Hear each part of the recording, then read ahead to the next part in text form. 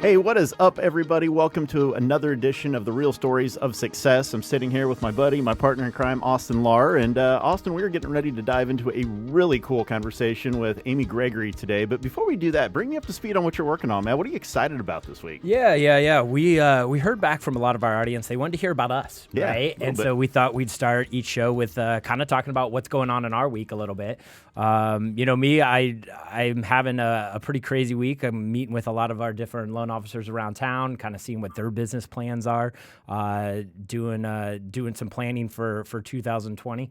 I've heard that you've got a pretty cool story about this week. Tell your story, Ryan. My story's been interesting this week. So I had this investor from Massachusetts call me. I've got a listing downtown Indianapolis, a rehab project that a guy did, and he called me off of that. He just kind of saw what we were doing and reached out to me and put his home on the market last week. And when I went into this home, no joke, it was like I always kind of announce myself. It's in an up-and-coming area. There was some boards on the windows, right? The whole picture of, like, this is a little sketchy, right?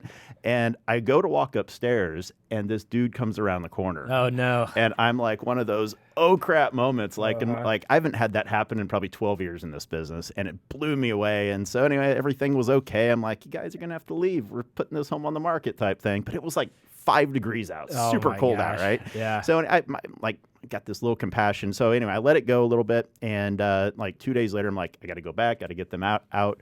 And man, not only were they still there, but there was probably 20 of them there now. It's like the word had spread that there was heat on in this house. So anyway, I've learned about that process this week. So should have pulled all their money and just sold it right there. So it's been an interesting experience learning about what goes on with some urban real estate adventures this week. So it's been fun. But the fun stuff that we go through. It is. Every day is an adventure and a learning opportunity. Sure. So speaking of learning opportunities, let's kind of bring on Amy Gregory from Mesa, Arizona. Amy, we are so excited to bring you on board. You and I connected on Instagram, actually through this podcast. You had reached out or just sent a message after the show with Jay Kinder, actually. And I've really enjoyed following you on social media since. So welcome. Thank you so much for getting up early and joining us today. Yeah, I'm so excited to be here. This is super fun. I love kind of brain sharing and the opportunity to just share what's kind of worked for me and hear what's working for you guys. So tell us a little bit about your business. Bring us up to speed. You've got a really cool story that is super well-rounded within the business of real estate around marketing and working with a builder. I won't tell the whole thing, but if you don't mind, kind of bring us up to speed on what you've been working on, your journey of real estate, and kind of what your, what kind of production you're doing, et cetera, if you don't mind. Yeah, that's like a loaded question. I don't have like your typical real estate agent story. I'm a mom to 4, and that's always been super important, is to kind of stay grounded in my motherhood. And but in college, I worked for a home builder. While I got a degree in elementary ed, and ended up staying, after I graduated, I ended up staying at that home builder. The market down here was crazy. This was before 2007. So the market in Arizona was just crazy. And it was really, really fun. I did all of kind of their marketing stuff, billboards, signage, like model home collateral. I designed all that stuff, and just really was such a cool environment. And I didn't realize it at the time, which is always how it goes, right? I didn't realize it at the time, but it was such a cool environment for learning. They would just kind of throw me in the deep end and say, okay, figure it out.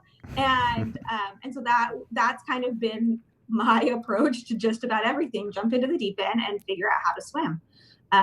So I worked there until I had my first baby. And then I worked from home for about a year with them, which, I mean, my oldest is 13 years old. So that was a lot. Like, working from home was not totally a thing then. So they were really forward thinking in that, and they figured out how I could work from home part-time, and they were super accommodating of what I wanted to pursue, and they made it happen for me. And so I think that that little college job really set my framework and mindset for almost everything going forward.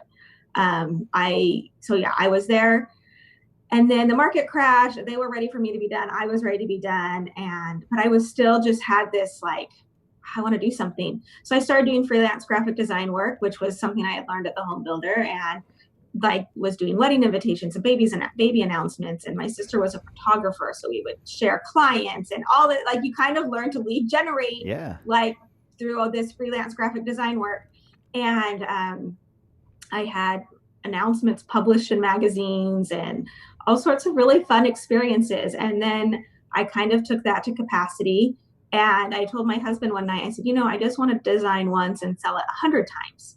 And so I said, I think I'm going to open up like an online storefront, and I'm going to design graphic tees. And he was like, okay, whatever. He was just kind of like, okay, do whatever you want. I don't care. That's your thing. And so I did that. And I really was fascinated by the back end of like how a business works and like setting up a website and figuring out like, why would I do a brick and mortar if I could do it online? It makes, my audience a million times bigger. And so I did that for several years. And by that point, I had 3 kids. And I kind of just kept having this thought. In those businesses is where I really learned how to use Instagram and social media. And I kept having the thought of like, why isn't anyone in real estate using Instagram effectively? Right. And so I kept thinking, I want to go back to real estate. And finally, I just jumped in the deep end and figured out how to swim. That's awesome. Yeah. So it's been really fun. That's great. And we actually have your Instagram up on the screen for those of you guys that are watching, also listening too, right? So I'm curious. So you're in Mesa and you met Ryan. Talk about that. Like you obviously have a pretty far reach with that Instagram to get Ryan here in Indianapolis. How did that connection happen? So it's the same thing in real estate. Like your best deals are always referrals, right? It's always Absolutely. A friend of a friend is always your best deal. And Ryan and I have a mutual friend. Jay Kinder is a mutual friend, right? And I'm using the term friend lightly. If you asked Jay what my name was, he probably wouldn't know. But we've had dinner together with a big group. But like, it's always a friend of a friend. And so Instagram is just where you meet your friends of friends. And so that's how it works in real estate, right? Your best deals are friends of friends. And so on Instagram, you can go be friends with your friends' friends if you're paying attention. That's right. It. And so I was paying attention. I saw Jay on Ryan's podcast and I thought, oh, well, that's cool. I didn't know Ryan had a podcast until Jay had posted about it. And so it's just kind of being curious enough to say, is this something I should look at? Is this something I should pay attention to? Is this a relationship I should nurture? And you can do it in any arena, whether it's, clients or whatever it is you're trying to pursue. I think that's so true. And so many people take the role with, and you're light years advanced from where I'm at with, any social media platform. But one of the things I love about it is exactly what you just said is you have the ability to connect with your friends' friends, learn from anybody that you absolutely want to learn from, and actually connect with them. I mean, a quick message, a quick reply to an Instagram story, and all of a sudden you've got an entirely new network of people available to you that weren't before. And the stuff you can learn from people, it excites me every day. I mean, the conversation you and I had on the phone a few weeks ago, I mean, I took 2 pages of notes because I loved what you were doing with everything about your business. So, and I take a lot of notes.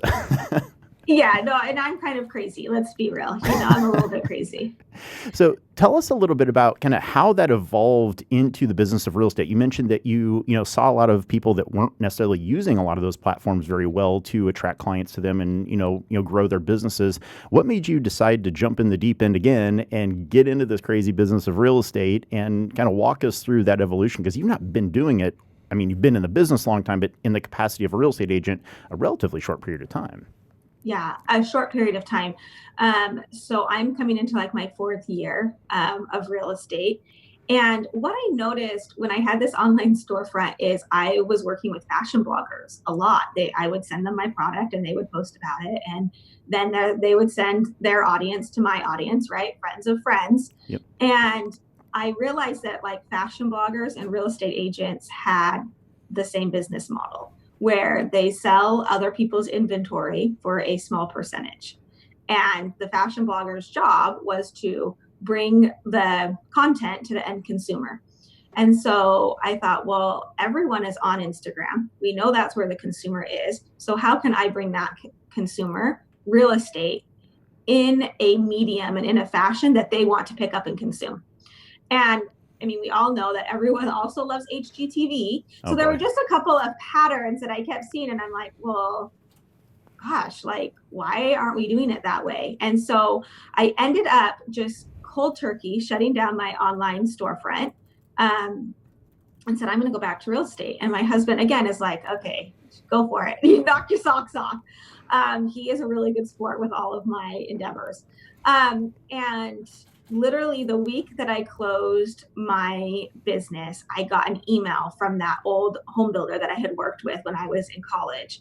And he had shot me an email, and it was about, there was really no reason for him to email me this.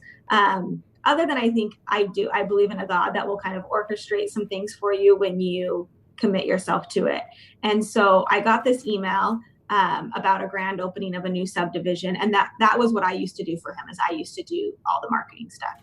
And so I replied back to him and I said, why are you sending this to me? Like, what's going on? And we ended up grabbing lunch, and he didn't know that I had shut down my other business, and he wanted me to come do like some social media consulting for him. And so I said, great, because now I didn't have a job, right? I'd shut down my business. And so I said, sure, I'll come do social media consulting for you. And so we kind of reworked his whole website, and we kind of mapped out a plan for him on social media. I say him, but it's his home building business.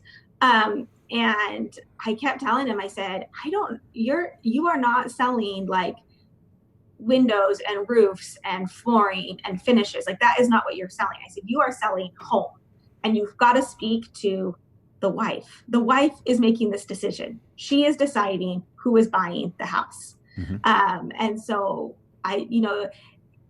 we live in Arizona, so energy efficiency is always a big deal when you're a builder. And so they want to really tout their energy efficiency. And I was telling him, I said, no one actually cares. The husband might care, but the wife does not really care. She wants it energy efficient to a point, and then anything after that, she could care less. Like if the laundry room's not in the right spot, and if the kitchen doesn't function, and if the bedrooms aren't laid out right, it doesn't matter. And so we kind of came at that approach of selling backyard barbecues and just selling the story of home. That's what we how we revamped their social media. And then that's when I had my own light bulb moment. And I was like, wait a second, this is how I can show up in Instagram. I had 3 kids. I was pregnant with my 4th baby, and I knew I could tell the story of home in a compelling way that would also like showcase real estate. And so that was kind of the direction my Instagram took. And it was really effective. It was really, really effective. For my first year in, I closed, I think, 5.5 million in transactions. And I worked about 10 hours a week, had a baby, took the last 2 months of the year off. And I thought, well, this is a good gig. I'm going to keep doing this. That's a good rookie season and by any standards for a real estate agent. So I love that story when you told me that on the phone the other day. I mean, I love that, how you said you were able to, scale up to a 6-figure income by leveraging the right tools and systems and processes very quickly. And that's super inspiring. And I hope a lot of people are taking something away from that, because you basically combined everything that you had and you just did it all the right way, it seems as though. Well, listen, it wasn't always perfect. We know there's a learning curve. But I just thought, like, Instagram is so efficient. It's like, I say it's like digital door knocking, right? So often, like, I would listen to podcasts. I would listen to so many podcasts my first year in real estate, trying to learn how the pros did it, right? Like, how are they actually doing this? Where are their clients coming from? And you would hear FSBOs and expireds and cold calling and door knocking and all this stuff. And I get thinking, like, okay, but I can do that on Instagram, right? I can go and form relationships. I just think real estate is a game of relationships, and whoever has the most and the best relationships wins.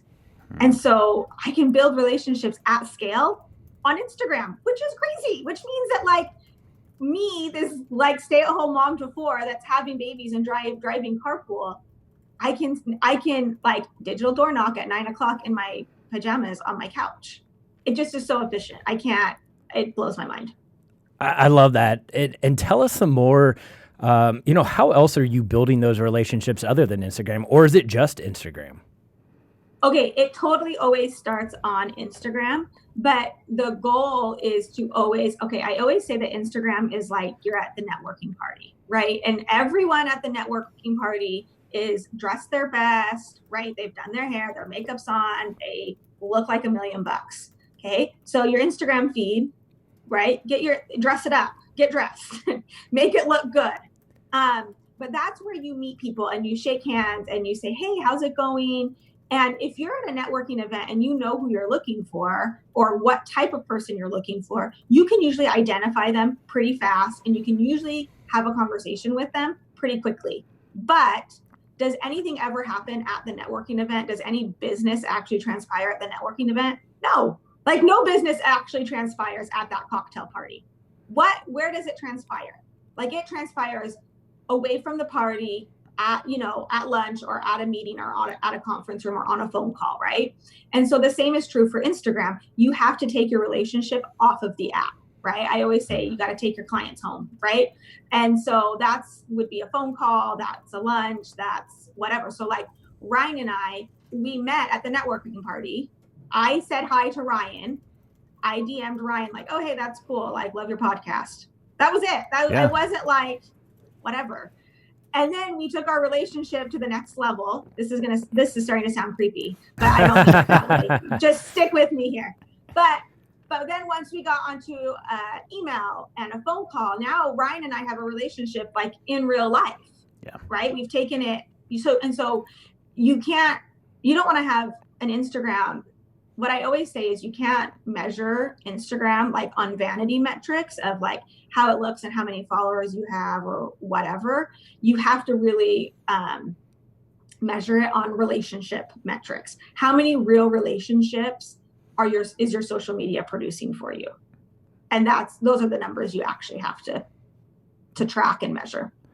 I've never heard that analogy of, your Instagram or, social feeds are, basically like going to a cocktail party, but that is so spot on. I've never heard that explained that way before. And it just makes all the sense in the world. I mean, after you go to a networking event, if you want something to come of that, you have to follow up with people. You have to continue to build that relationship. And what's cool about it is, when you do that through Instagram, you already have a decent sense, provided that what people are posting is real and authentic to them. But you're immediately friends with people. I mean, I remember being 3 seconds into a conversation with you on the phone, and we've never met in person, but it was probably one of the most enjoyable conversations I had that day, and probably since it, because it felt like we knew one another. We have a lot of the same interests and values, et cetera. And I just love the way you're doing your business, and always trying to learn from that as well. But that's what's so cool about it is you can immediately make a solid connection with somebody that maybe something awesome will spawn from it down the road. So I really love that analogy. For sure. And I mean, you had probably gone and looked at my Instagram account and said, okay, she's a mom, she's got 4 kids. And you could probably pick out a couple of things that were similar about us. Like you've got a couple of kids, right? And so you suddenly can relate to each other on a totally different level. And so you come into that phone conversation already like knowing, liking, and trusting the other person because you've had a chance to kind of get to know them through your feed. And so I always say, people will say, well, will you share your listing presentation? And I'm like, I don't really have one because it's my Instagram feed. And that sounds so crazy, but it's my Instagram feed. Like my clients, I've already told them how I price a house. I've already told them how I take a house to market. I've already told buyers how to buy a new build. Like I've already told them the process. So you can really educate your buyers and sellers in an incredible way, in a really non-threatening way, in a way that they can like pick it up step by step. Like they can pick up as much of it that they want to consume, right? And so they get to kind of do it at their own pace, which I have found really helpful. I love that, and I think you're spot on because it's people get. I mean, we're naive as real estate professionals to think people aren't Googling us, that they're not researching us before they return a phone call or a text or whatever it may be. And when that Instagram feed or the Facebook page is your digital business card in essence anymore, and it's a great way for people to connect and literally get to know you before that you ever have a conversation with them. And that's why I wish so many more agents would do what you're doing. And and take advantage of those platforms because they are free, and certainly you can pay to put your message in front of a larger audience, but nevertheless it is free to put that information out there, and the right person will ultimately find it if you do it consistently. If you don't mind, I want to dive just a touch deeper on what you're doing specifically within that. Our show is really all about providing practical, actionable takeaways for people, and I know you've built a course on this, so we'll talk about that in a minute as well. But how did you start to really hone in and find your niche? You mentioned you've got kids, you've mentioned HGTV. Tell us a little bit more about how you really started to hone in and fine tune that message that you're putting out there when you're making a post, et cetera. For sure. It goes back when I was doing consulting work with the builder. I just kept saying, like, you've got to market, like the mom is buying the house. The mom's buying the house. Like, she is choosing who is buying the house. And my husband and I had moved recently. And I mean, he cared on a certain level about a certain number of things. But ultimately, if I didn't like a house, like, there was no way we were buying it, right? Because I think this will end up changing over time. But my husband commutes, right? And I don't commute. And when I say I think this will end up changing is I think more and more people will end up like working from home, where husbands typically won't have commutes if they don't want them. But for now, and I know I'm speaking in like really broad generalizations, so if it doesn't fit you, just I know. But ultimately, when you're kind of in the suburbs, it is the mom is buying the house, and I was a mom. And I knew that my friends were making the buying decision. And so I just decided to speak directly to moms. And so if you're looking for a condo in the city, I'm probably not your girl. Like I'm not your agent. And I was just kind of okay with that. I didn't need to be everyone's agent, but I knew I could be an awesome real estate agent for moms. And I knew that they were making the buying decision in their, sphere of influence. And so I spoke directly to moms. And anytime I showed a property or anytime I talked about a property, I would say, this is where the schools are. This is where the park is. This laundry room is in the best spot because look, you don't have to go up and down the stairs. And oh my gosh, they have a mud room and the pool is in the right spot in the backyard. So this is how you're going to lay out parties and whatever. I would just talk directly to how I know moms live in spaces. And I just think it was a group of people that's always kind of been overlooked. And let's be honest, most of the moms I know have college degrees, and a lot of them are home raising kids. So they're smart and they're sophisticated and they are running the household and they are paying the bills. Their husband might bring in the income, but they're managing a lot of it. And so their buying power is unreal. I love that. Thank you for sharing. That's a great deep dive. I think one big thing that we hear from a lot of our audience is they're newer to the business and they're using our podcast to kind of grow and learn right off the bat. So Amy, if you had to start all over again, give the audience a little bit of advice on, taking that first step on Instagram or finding that connection through the builder, or what would you do if you were starting all over again?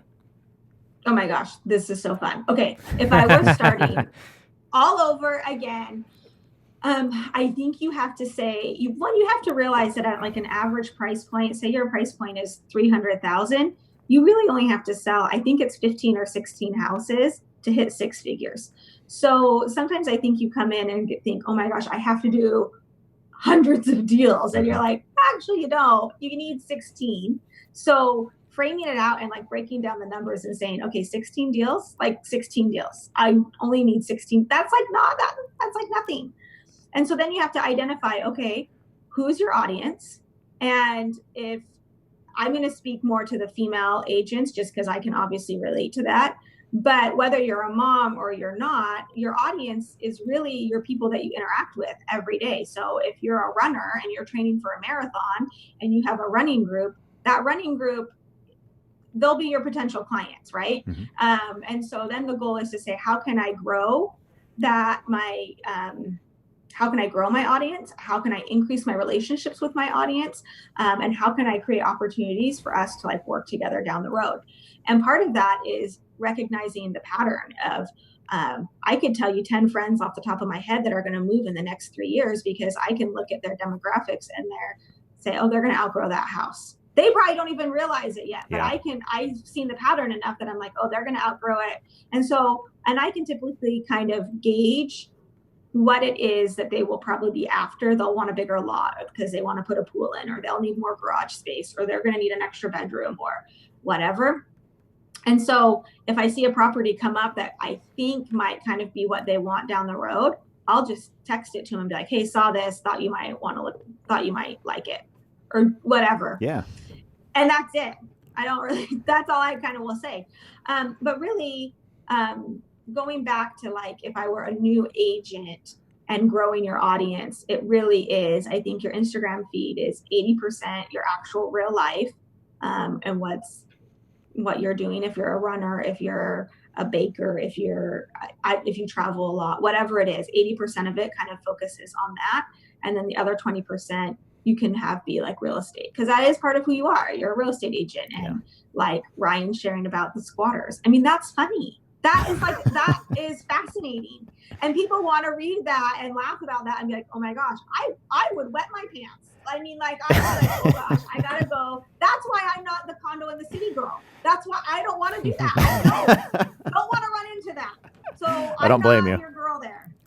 That's funny. No, it's true though. I mean, whatever, niche you choose to, ultimately work in, you're going to have your own stories to, certainly share with your audience. And I absolutely love that. Tell us about your coaching business, because you've taken what you've learned how to do so exceptionally well, and now you're teaching other people to do that as well through the Real Deal coaching program. Tell us all about that. Like, how can somebody get involved in that? What's that program really kind of walk people through? Because it sounds like it's really designed to help people do exactly what you're doing. It totally is. I think no one was more surprised my first year in real estate than me. I was like, whoa, that was awesome. Like, who knew? And I think we always have this, or maybe it was just me, I always had this perception that real estate agents had to work, 80-hour weeks to make six figures. And then I realized, oh, no, I can do this pretty efficiently. And then I started asking myself, well, why isn't everyone doing it like this? Like, I kind of thought it was something that seemed really obvious to me because it was just built, on top of other businesses and other experiences. So it seemed really obvious to me, and obviously it's not obvious. And so I had people reaching out to me saying like, how can I get involved in real estate, or how did you do that? And so I just kind of started thinking in my head of like, okay, how can I help other people? And I think too, part of it was just like, I've always wanted to be a stay-at-home mom. Like, I never anticipated working like I do. It's just kind of happened in a lot of ways. Obviously I've pursued the opportunity, so I'm a key part of it happening. But real estate had allowed me the ability to actually earn like a substantial income while not abandoning my motherhood. And I thought, oh my gosh, this is life-changing. This is actually life-changing for people, myself included. And so I thought, how can I help other people like get to this point quicker, faster, more efficiently? And I thought about doing a course for a while, and then I put it on the back burner. And then I found out about EXP, and I thought, well, that's a cool model. And so I moved my license over to EXP. And then as I had agents like joining my group at EXP, I was going to train them anyways, because our interests are just so well aligned that I thought, why wouldn't I tell them exactly how I'm doing things on social media? So then I went back to the idea of the course, and I said, okay, I'm going to develop a course, and so I can train my own agents. But then I also thought of taking it to market. It's at a super affordable price point, but it allows agents to come in and actually learn the framework of social media. Because once you understand the framework of social media and how it works and why it works, you can manipulate it in any way you want. And so the course teaches kind of the framework of how to post, what to post, when to post it, why to post it. But then everyone that buys the course gets access to like my members only Facebook group, where I show up every single Tuesday And I teach and train in there every Tuesday. So if they have questions of how to hashtag or how to I'm in there answering those questions and continuing to teach and train on it because it's always changing. That's great. I love that stuff. As we're wrapping up here, let's tell the audience how they can get a hold of you. Like, tell us about the Instagram handle, maybe your email. If they want to get more info on the consulting business, what's the best way they can get a hold of Amy? Oh, for sure on Instagram. Do not email me. Okay. Because All I right. probably won't see it. No, but definitely on Instagram. My Instagram handle is @AmyGregory, and there's links there where you can access the course. There's a link in my bio that says, I think it says Teach Me, and you can go and take the first module of the course for free. And that module will get your Instagram account all set up appropriately. But yeah, DM me. You can reach out to me on Instagram, just like we said, actually DM me and we'll actually end up being friends. I know it feels awkward to be like, hey, what's up? But it's fun. And again, for you guys that are listening out there, we're going to be putting all of this up. You can always find us on YouTube and see all of the contact information visually as well. Yeah. Amy, is there any last nuggets? And we are so thankful for a few minutes of your time here this morning. Again, I know you got up early for this conversation. We're very appreciative of that. Is there anything else that would be just kind of a quick aha moment or something that you'd like to share with the people that are listening to, kind of help them take that next step and, move their business, their career, their life forward? I think the thing you have to remember is that it's always a process, right? None of this happens overnight. So I always say, instead of practice makes perfect, it's practice makes progress. And so it's just always taking that next step, the next step, and then letting it slowly build over time is always the best formula. It's just slow, steady, forward motion. Love it. Love it. Thank you so much. Amy, we thank you so much for your time here today. And that is going to wrap up another edition of the Real Stories of Success podcast featuring Amy Gregory. And for this episode, I'm Ryan Herget. I'm Austin Lahr. Appreciate it, everybody. Thank you.